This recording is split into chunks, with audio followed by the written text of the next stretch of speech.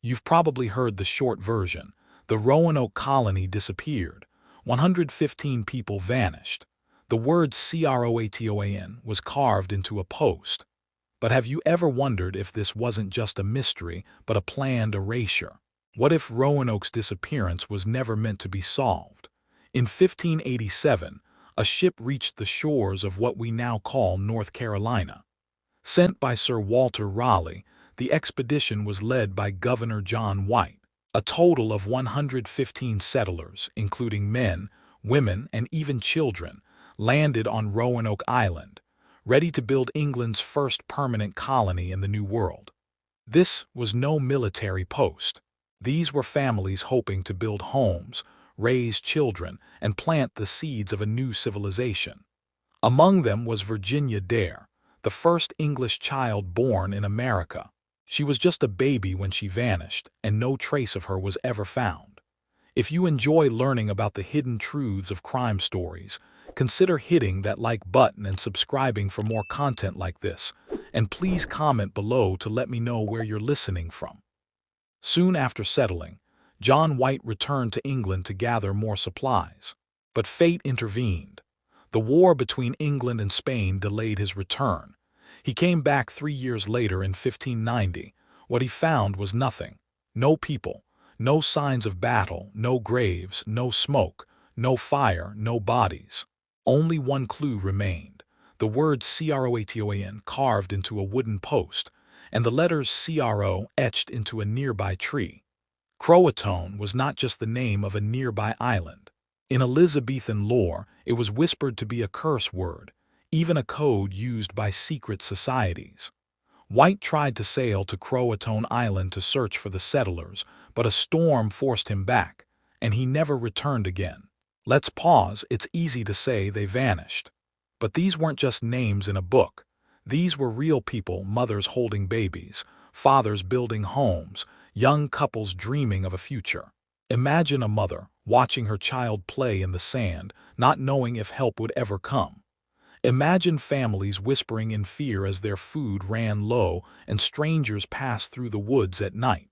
This wasn't just a mystery. It was a tragedy, a human loss swallowed by history. For years, the mystery went unsolved. But then, a breakthrough. In 2012, researchers re-examining John White's original map found a hidden symbol, a star covered by a patch. That star marked a site 50 miles inland, exactly where White had said the settlers might go. Did they try to move the colony? If so, why was that location hidden? Some believe it was a military secret. Others think it was a cover-up, hiding a plan to relocate the colony to escape enemy forces or someone else. Some say the settlers didn't die, they joined native tribes, especially the CROATOANs. It's possible they intermarried, adopted local customs, and disappeared into a new culture. Members of the Lumbee tribe in North Carolina have blue eyes, European surnames, and old stories of ancestors who came from the sea. Could they be the descendants of the lost colony? But others argue this theory is too clean. Why leave no messages, no proof of survival? Unless they weren't allowed to leave a trace, here's a chilling thought. What if Roanoke was never meant to succeed? What if these settlers were sent as expendable pawns, a test group in a much larger game? Some theorists suggest the disappearance was orchestrated, either by a rival empire like Spain, a secret society within England, or even as part of occult practices by rogue agents within the New World. Sounds far-fetched? Maybe. But how else do you explain a complete disappearance with no remains? The Roanoke mystery isn't just about what happened. It's about who wanted it to happen, and why they made sure no one would ever find out. What if the 115 people at Roanoke didn't just vanish? What if they were taken not by war or hunger, but by something planned, ritualistic, and unseen? Some say it was witchcraft. Others whisper about secret English orders. But one thing's for sure, Roanoke's silence wasn't natural. 1587 was not an ordinary year.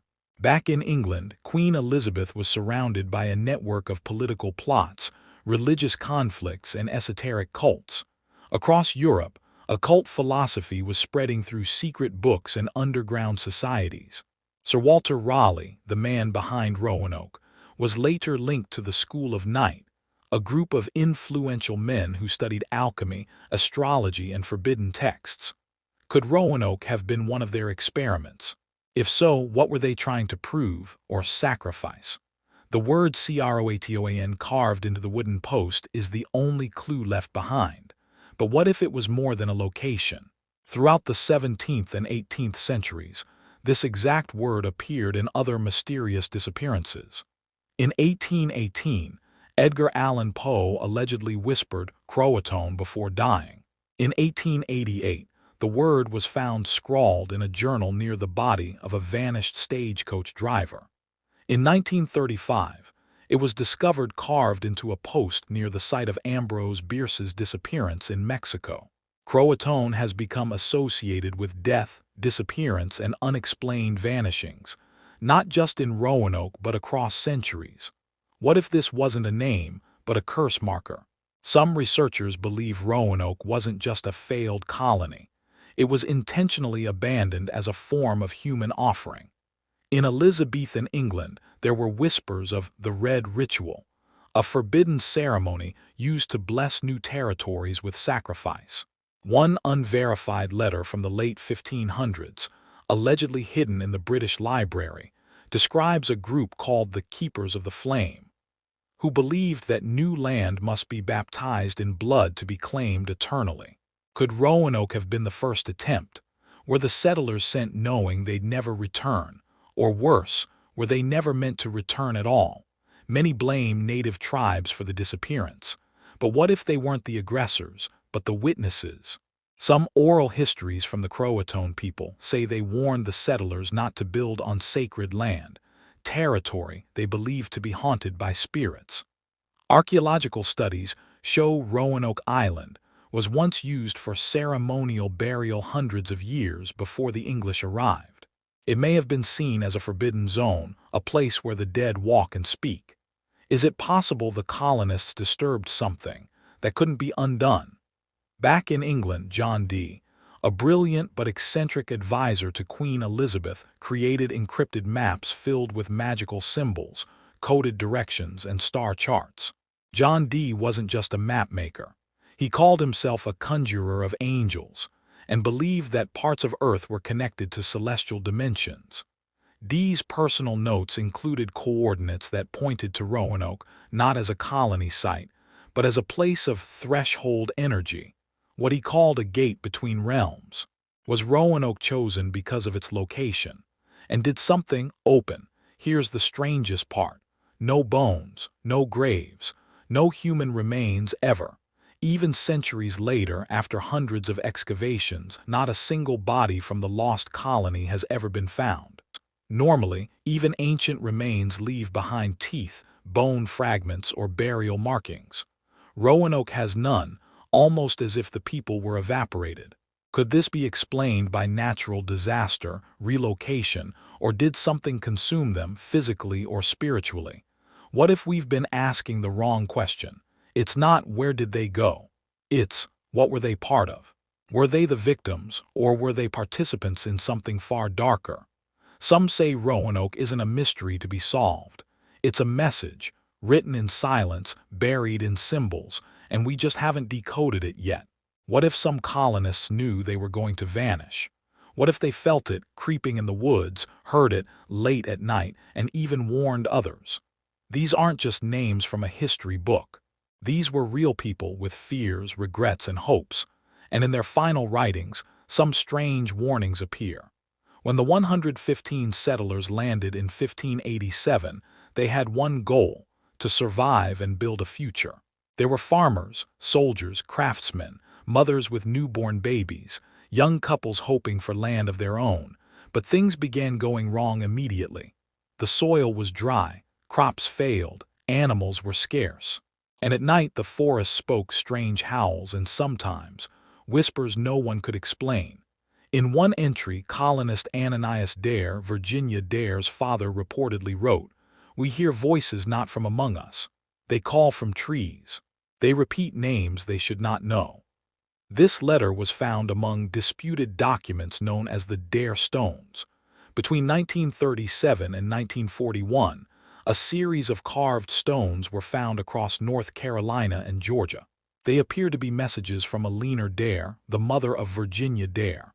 One of the stones read, "Father, soon we go to the CROATOAN, they say it is safe, but there is death, strange death in the trees." Another, more disturbing message says, "Only 7 remain, others taken by spirits or blade." Though many historians dismiss the stones as forgeries, a few have never been debunked, and the language matches Elizabethan English. If even one stone is real, it changes everything.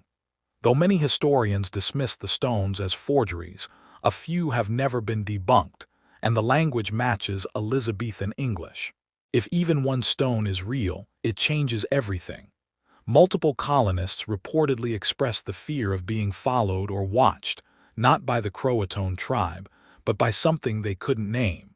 In a 1590 letter from English explorer William Strachey, written 3 years after the disappearance, he claimed the native tribe spoke of white men who built a wall, but left their fires burning while they ran into the woods screaming. Did something chase them?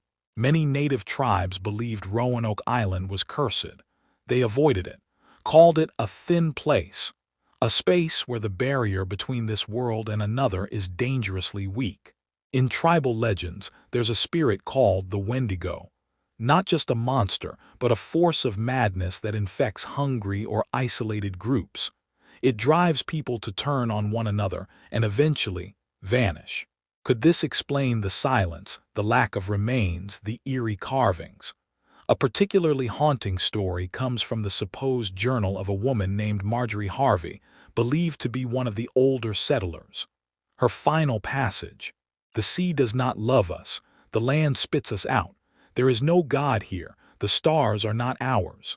Marjorie's name appears on the original list of Roanoke colonists. Her age was listed as 50 plus, an unusually old age for such a dangerous voyage. Why was she there? Some speculate she may have been a watcher, sent to observe and report back, but never got the chance. Among the most chilling possibilities is this: what if someone from the colony did survive, and spent their remaining years trying to leave behind warnings we ignored? From the carvings, to the stones, to the unexplained journal fragments, all suggest one terrifying thing: they weren't alone, and they weren't allowed to leave. The lost colony was not just lost, it was silenced, hidden, and possibly forbidden to return. But what if the truth has always been buried, not in the ground but in the founding myths of America itself? What if the Roanoke colony didn't disappear? What if it was absorbed into the myth, the blood, and even the blueprints of what would later become the United States? What if the greatest unsolved mystery in American history was never meant to be solved? We begin with Virginia Dare, the first English child born in America. She was just a baby when the colony vanished, but her name lived on. Towns were named after her. Poems were written. A legend emerged. Virginia Dare didn't die, she transformed. In one version, she becomes a white deer, cursed to roam the woods forever. In another, she joins the Croatoan and becomes a spiritual protector. The idea of a pure, innocent child vanishing into the wilderness became a recurring theme in American literature, from early colonial writings to modern horror. Virginia became a mythical foundation for the mystery of America itself. Was this by chance or by design? As Jamestown and other colonies emerged decades later, survivors from Roanoke were never acknowledged in official histories, almost as if they had been erased on purpose. But there are clues. Strange carvings found in early Virginia settlements, references to the first offering in lost documents, mentions of a circle of 9 who met deep in the woods, always at night. One of America's earliest Freemason lodges was founded near the site of Roanoke, and early lodge writings included a symbol nearly identical to one carved on the original Croatoan post. Were early founders protecting a secret? In the last 2 decades, scientists have tried to answer the Roanoke mystery with data, drones, LiDAR, and DNA analysis. In 2020, a research team from UNC conducted soil scans that revealed anomalies under Roanoke Island, unnatural foundations, as if structures had been intentionally buried. Soil samples suggest large fires occurred, but no bones were found. Experts now believe the site may have been cleansed, not abandoned. Meanwhile, DNA testing of local Lumbee tribe members revealed genetic markers linked to Western England, specifically to Devon, the region most Roanoke settlers came from. Is this the proof we've been waiting for, or is it only part of the puzzle? In 1958, a declassified memo surfaced briefly online before being pulled down. It was labeled Project CROATOAN Unexplained Early Disappearances. The document linked Roanoke to two other vanished settlements, both in South America, that also left behind a single carved word and no bodies. The memo included one chilling line: pattern observed, further incursions discouraged, cultural control recommended. Who wrote it? Why was it buried? And what are further incursions? What if the colonists didn't die? What if they crossed into something else, another world, another state of being? Some researchers have proposed the Roanoke Rift theory, that the colony may have been placed on a natural energy fault, similar to ley lines, where spiritual or dimensional phenomena are more likely to occur. Ancient tribes avoided Roanoke Island long before the English arrived. They called it the Island of the Silent Sky, and believed anyone who slept under its stars for more than 3 nights would never return.